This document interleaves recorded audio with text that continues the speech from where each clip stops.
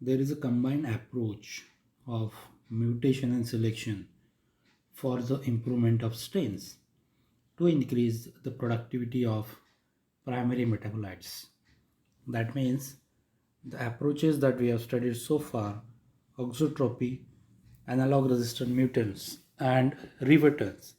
So these approaches, these techniques can be combined for the improvement in the productivity of primary metabolites for the strain improvement.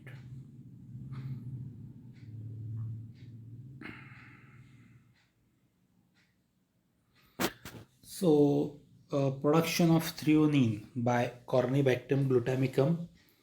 This strain has been improved for the production of threonine by using two approaches: the use of combined auxotropy and analog resistant mutants. So these two techniques have been used for the modification of this strain for the overproduction of threonine.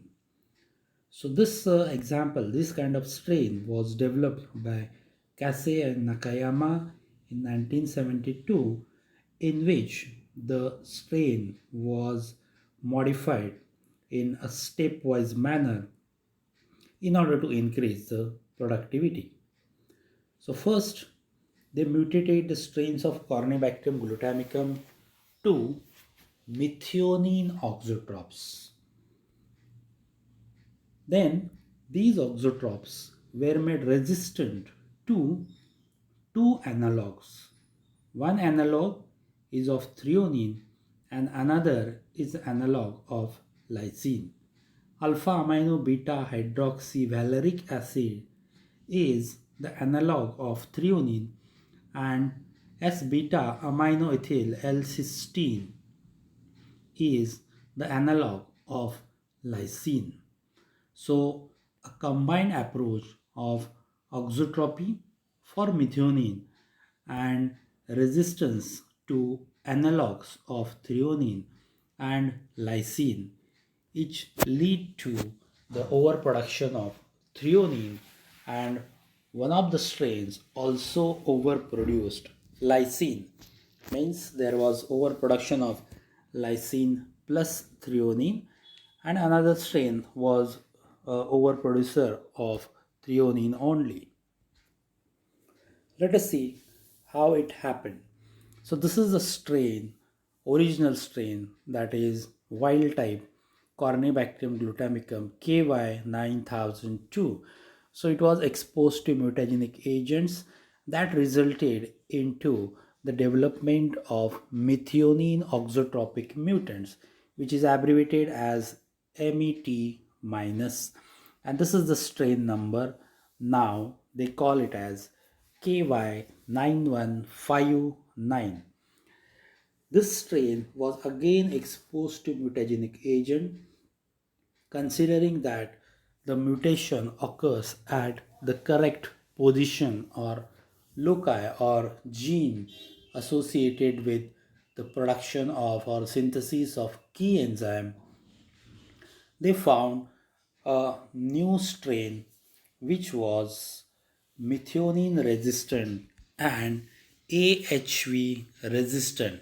AHV, it is analog of threonine. So in the next step, after mutation, the strain developed these one more additional characteristic, that is resistance to analog of threonine. That means now this mutant has auxotropy for methionine and resistance to threonine analog. So when the productivity of this strain was checked, it was found to be zero point 0.6 grams per liter of threonine the strain was producing. Later, this strain was again mutated following exposure to mutagenic agents that leads to the development of a new strain called as KY10484. This was again auxotrop of methionine and AHV resistant, that means threonine analog resistant. However, when the yields of this threonine was checked, it was found to be improved 2.3 grams per liter. Further, this organism was again exposed to mutagenic agent that led to the development of strain called as KY10440 methionine oxotrop threonine analog resistant mutant, and one more additional characteristic was added to this mutant, and it was AEC resistant mutant. Now this strain is oxotropic for methionine and resistant to threonine analog as well as lysine analog. So double analog resistant mutant with oxotropy for methionine. When the productivity of this strain was checked, it was found to be very high, and it was 9.5 grams per liter. This is how these are the steps involved in the modification of wild type Corynebacterium glutamicum using two approaches. When the strain that was KY9159 methionine oxotrop in a different line, when this organism was mutated, they found this one more strain. That strain, they call it as 10184, which was methionine oxotrop and threonine analog resistant mutant, and it was a better producer than the 10290. It was producing 1.5 grams per liter of threonine. When these strains were further modified, it leads to development of KY10230. Again, they were methionine, oxotrops and AHV resistant. However, the yields were again improved 3.7 grams per liter. These strains were again modified to become resistant to lysine analog.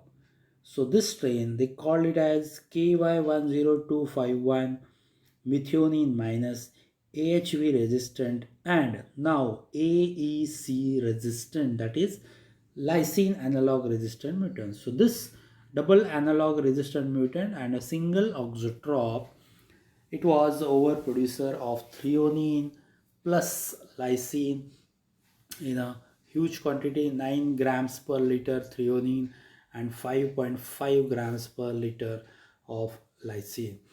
Now you see that in order to understand the mechanism of overproduction and how methionine oxotropy, threonine analog resistance and lysine resistance led to the overproduction of threonine and lysine, we need to go back and see the biochemical pathway for the production of lysine, threonine and methionine. That means the biochemical pathway for the production or synthesis of amino acids of aspartate family. So this is the biosynthetic pathway that we have already studied earlier. So aspartate is converted to aspartyl phosphate. The key enzyme is aspartokinase. Then synthesis of aspartyl semialdehyde. Now this aspartyl semialdehyde is a branch point which is getting converted to dihydrodepicolinate, and through several intermediates it gets converted to lysine. Aspartyl semialdehyde again gets converted to homoserine through the action of enzyme homoserine dehydrogenase. Homoserine again is a branch point which gets converted to methionine. Homoserine gets converted to homoserine phosphate, then threonine, then alpha ketoglutarate, and through intermediates gets converted to lysine. All the dotted lines show feedback inhibition or feedback repression.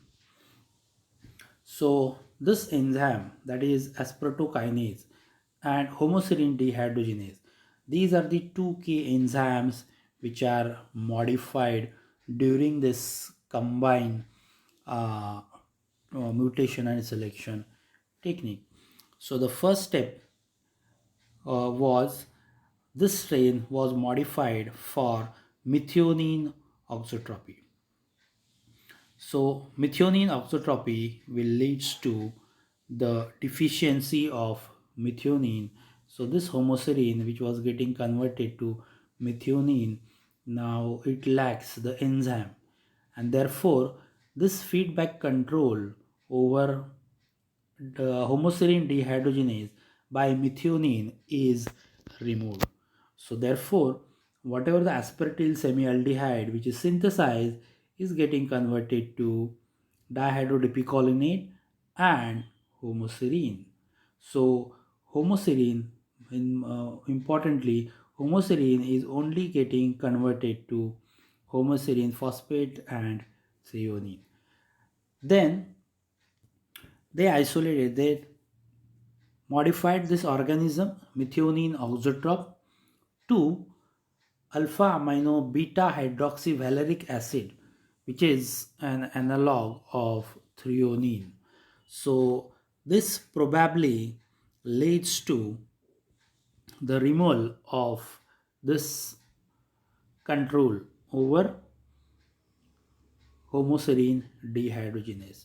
So the control of threonine over homoserine dehydrogenase, it is removed, and that is why the efficiency of homoserine dehydrogenase for conversion of aspartyl semialdehyde to homoserine will remain continue.